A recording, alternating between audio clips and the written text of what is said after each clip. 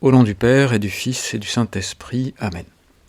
Mon Seigneur et mon Dieu, je crois fermement que tu es ici, que tu me vois, que tu m'entends. Je t'adore, je te demande le pardon de mes péchés et la grâce de bien faire ces 10 minutes de prière. Marie, ma Mère Immaculée, Reine de la paix, Saint Joseph et mon ange gardien, intercédez pour moi. L'autre jour, en feuilletant un numéro de la revue des missions étrangères de Paris, je suis tombé sur la description d'une coutume très répandue en Thaïlande qui consiste à remercier la divinité ou le génie qu'on a invoqué en déposant au pied de sa statue ou de la maison des esprits, si c'est le cas, un certain nombre d'objets ou d'aliments. Alors ça peut être des œufs durs, des guirlandes de fleurs, des figurines en forme d'animaux. Le pays, comme tu le sais peut-être, est bouddhiste à plus de 90%. Il y a aussi un reste d'animisme, semble-t-il. Mais beaucoup de gens non catholiques invoquent aussi parmi ces divinités des saints catholiques.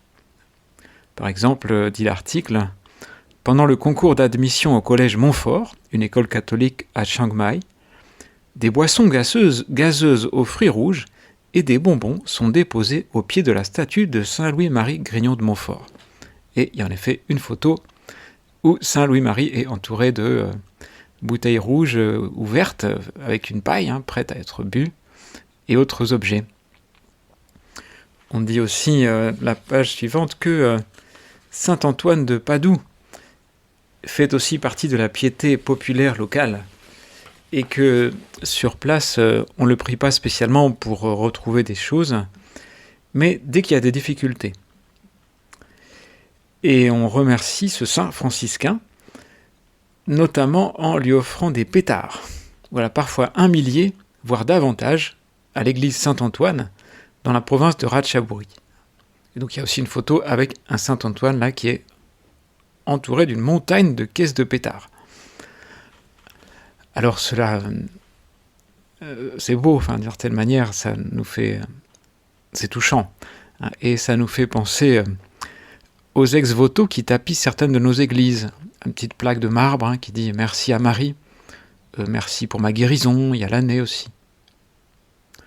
D'ailleurs, ex-voto, j'ai appris ça, c'est une abréviation de ex-voto suscepto, ou suscepto si on prononce autrement, c'est-à-dire en accomplissement d'un vœu formulé.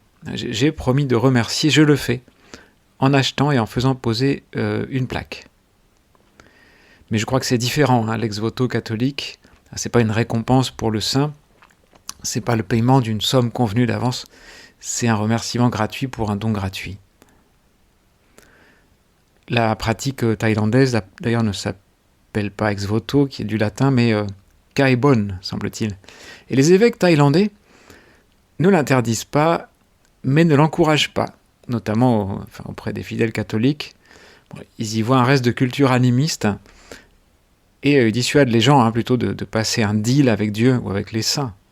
Parce que Jésus, avec toi, Seigneur, c'est pas donnant-donnant. On passe pas un marché avec Dieu. Je paye mon denier, en échange tu m'aides à vendre mon appartement. Bon, on peut peut-être lui dire, Jésus, si je vends ma maison, je donne un tel pourcentage à une œuvre sociale ou apostolique. Mais sans prétendre négocier, ou acculer le Seigneur à faire ce que je veux. Bon, toi, Seigneur, tu aimes qu'on te fasse confiance à 100%, et tu en es digne. Et on se tromperait en voulant fixer un cadre à Dieu. Dans l'Évangile, c'est arrivé. Il y a un homme qui dit au Seigneur, « Je te suivrai, Seigneur, mais laisse-moi d'abord faire mes adieux aux gens de ma maison. » Bon, il y a une petite condition à la réponse. Pas si grave d'ailleurs, faire des adieux.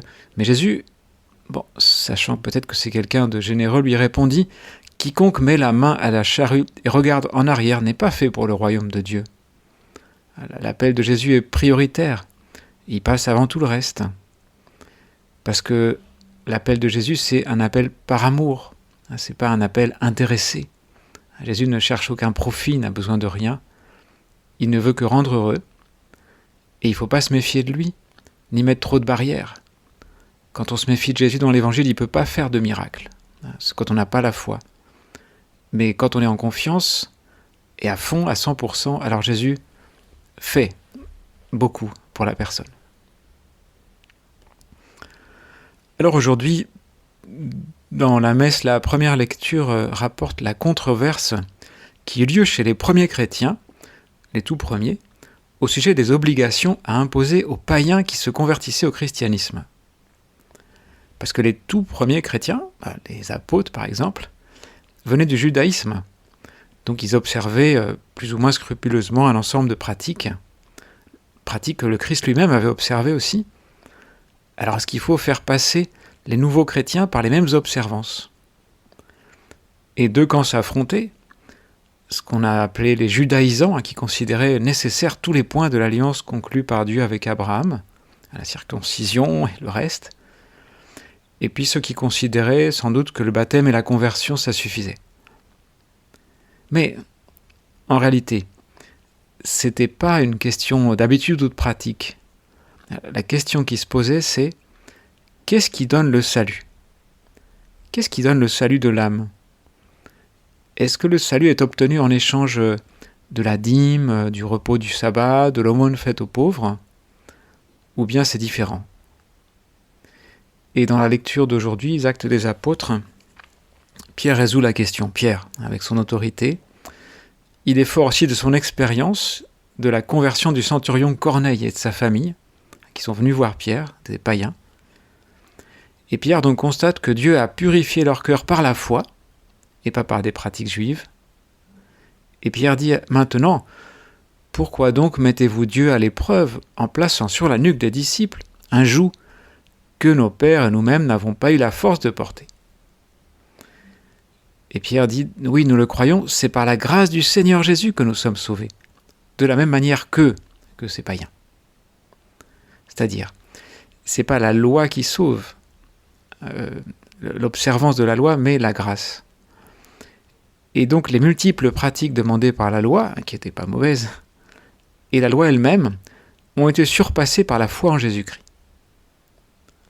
Donc il n'y a plus d'observance froide et calculée. À la place, il y a une conversion du cœur, qui peut demander de vrais efforts. Attention, la nouvelle loi de Jésus, c'est pas un simple sentiment ou la bonne volonté, non. Ça peut demander des vrais efforts de conversion, mais c'est plus de l'observance. Ça peut demander de l'héroïsme, mais ça repose sur la confiance en Dieu. Non pas sur un espèce de marché, je ne dis pas que les Juifs faisaient cela, mais non pas sur une espèce de accomplissement du précepte, bonne conscience, mais ça repose sur la foi, la confiance en Dieu. Le salut vient de la foi, mise en pratique bien sûr. Et le discours de Pierre est bref mais décisif. Pierre fait l'unité, il reconnaît la légitimité des positions des uns et des autres, puis il indique où se trouve la vérité à ses yeux. Et la réunion de ce jour-là, qu'on appelle aujourd'hui le concile de Jérusalem, c'était un premier concile, a conclu qu'il ne faut pas tracasser ceux qui, venant des nations, se tournent vers Dieu, mais écrivons-leur de s'abstenir des souillures des idoles, des unions illégitimes, de la viande non saignée et du sang. C'est-à-dire observer les préceptes de base de la morale contenus dans la loi de Moïse, et pour le reste vivez en chrétien. Et faites confiance à Dieu. Alors Seigneur, en ce temps pascal, je renouvelle ma foi, ma confiance en toi. Je ne mets pas de conditions, je ne t'impose pas de cadre. Que ta volonté soit faite, Seigneur. C'est la seule manière pour moi d'ailleurs d'être vraiment en paix. Quand je suis confiant, je suis en paix. Je vivrai, Seigneur, non pas en me demandant si j'ai bien tout fait ou si j'ai fait attention de ne pas avaler un moucheron, mais je vivrai non pas en te reprochant, Seigneur, « Ah bah oui, mais j'ai prié tant, j'ai été à tant de messes et tu ne m'as pas exaucé. » Non, je ne ferai pas ça. Je ne me demanderai pas si j'ai offert assez de pétards à Saint-Antoine pour qu'il m'exauce, mais je donnerai toutes mes pensées et mes intentions au Seigneur et je lui ferai toute confiance.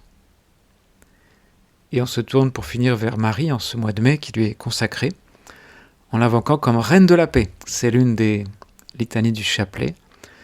Reine de la paix, Marie, toi qui as eu tellement confiance en Dieu, la paix qui vient de la foi et de la confiance dans le Seigneur. Je te remercie, mon Dieu, des bonnes résolutions, des actes d'amour et des inspirations que tu m'as communiquées dans cette prière.